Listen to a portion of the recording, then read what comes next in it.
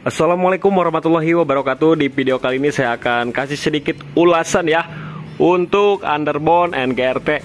Sekaligus saya di sini sudah merapikan untuk penyimpanan tabung minyak rem dan selang remnya ya, sudah saya tata ulang dengan semaksimal mungkin teman-teman.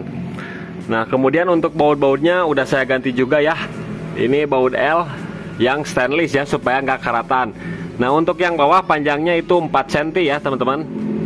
Kalau yang ini panjangnya itu 5 cm-an, 5 cm ya. Kemudian di sini untuk engkolnya saya juga ganti ya teman-teman. Nah, karena engkol yang sebelumnya yang bawaannya kalau kita pakai Bosch, kan saya pakai Bosch ya, ininya nggak saya copot. Jadinya kalau ini nggak dicopot, kita harus pakai Bosch. Jadi engkolnya harus kita ganti. Nah, untuk engkol harganya 60.000 ya, khusus buat ini ya, buat Satria View. Nah, ini anti nyangkol ya teman-teman tuh. Jadi ini aman, nggak bakalan nyangkol ya, nggak bakalan mentok ke UB-nya.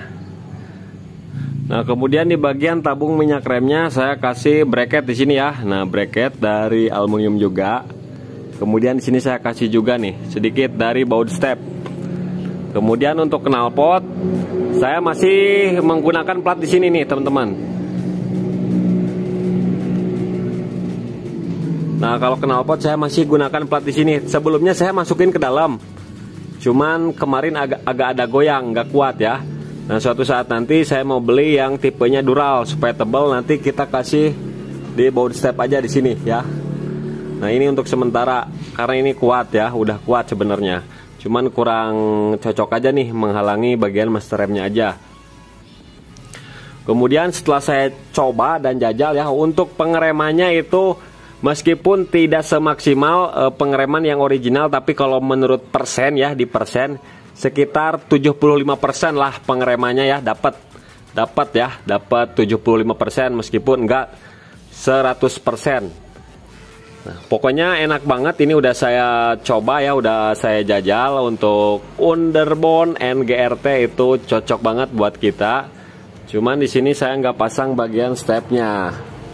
Ya, kalau buat teman-teman yang mau pasang step, silakan pasang aja yang ke belakang sedikit ya, supaya bisa boncengan. Nah, dan kemudian untuk di bagian pedalnya saya kasih baut kurang lebih 5 cm ya, 5 cm kasih mur seperti ini. Nah, jadi contohnya seperti ini ya. Nah,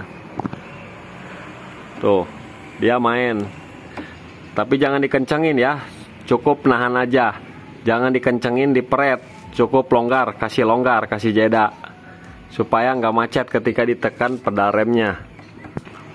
Nah, kemudian untuk baut-bautnya teman-teman bisa beli aja ya, mau online mau beli langsung. Soalnya saya beli online ini habis 45.000 bautnya 6 biji. Nah, ini 1 2 kemudian 3, kemudian ini saya ganti lagi nih menggunakan yang stainless 4, dan di kiri pun 2 ya. Saya habis 47 ribuan. Nah, untuk selang remnya saya kebawain lagi ya. Nah, saya tukar yang tadinya ini di belakang. Nah, di belakang sini saya ubah ya, dibalik jadi bisa seperti ini. Nah, nunduk ya tuh, jadinya sedikit rapih sekarang mah. Nah, untuk di sebelah kanan penampakannya seperti ini ya teman-teman. Nah, penampakannya seperti itu. Kemudian kita lanjut ke bagian sebelah kiri. Nah, ini yang sebelah kiri seperti ini ya teman-teman tuh.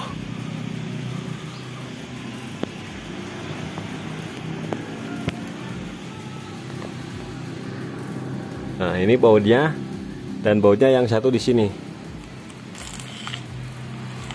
Kemudian kutikannya pakai Bipro itu enak ya, bisa kita sesuaikan. Mau lebih dekat ke belakang bisa, mau lebih turun juga bisa. Pokoknya bisa kita setel. Beda dengan bawaan NGRT-nya yang dari plat besi ya, yang di chrome. Itu menurut saya kurang cocok. Mendingan kita beli aja lagi dari merek Bipro ataupun iTech ataupun yang lainnya ya. Yang penting kelihatannya lebih elegan. Nah, dan buat teman-teman yang baru gabung sekarang mungkin belum tahu untuk harganya ya. Untuk UB-nya ini saya beli dengan harga 950.000, sedangkan untuk kutikanya mulai dari harga 165 sampai 200.000. Kemudian bautnya saya habis 47.000 ya, baut DL-nya. Pokoknya ini PNP, gak ada yang saya ubah lagi ya. Nah, kalau misalkan teman-teman mau pakai engkol yang original, teman-teman jangan pakai bos ini. Teman-teman harus copot covernya ini supaya si UB ini bisa lebih masuk ke dalam. Jadi supaya si engkolnya yang original itu nggak mentok. Kalau misalkan mau tetap pakai bos, pasang cover rangka ini, teman-teman harus beli engkolan yang baru ya, yang seperti saya tadi khusus buat Satria FU. Nah, kemudian setelah kita pasang underbone dan GRT ini, kita harus sedikit ubahan di bagian joknya teman-teman. Nah, ini saya di bagian jok saya ubah juga nih. Tuh, saya bikin yang tipe low dress seperti ini teman-teman. Nah, supaya lebih enak ya, kalau misalkan kita pakai underbone, untuk posisi ridingnya kita enak duduk di bagian sini ya.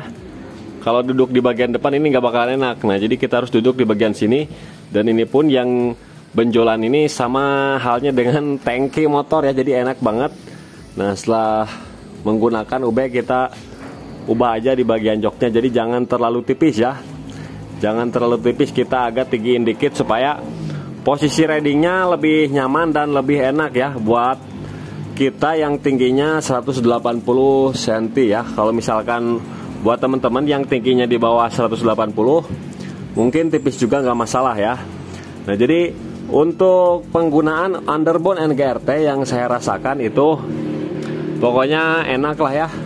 Udah nyaman, beda dengan UB-UB yang misalkan di bawah 400.000 itu kurang nyaman karena dia terlalu bawah dan pengereman pun itu kurang pakem menurut saya.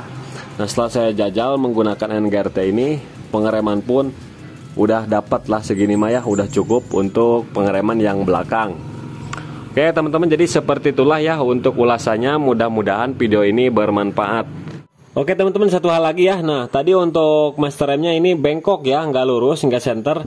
Nah, cara penyetelannya tinggal kita kendorin aja baut L ini, kemudian tinggal kita senterkan ya supaya lurus, si penekan master remnya supaya lurus. Jadi jangan sampai kayak tadi bengkok ya. Tadi belum saya setel karena tadi habis saya bongkar, belum saya setel lagi.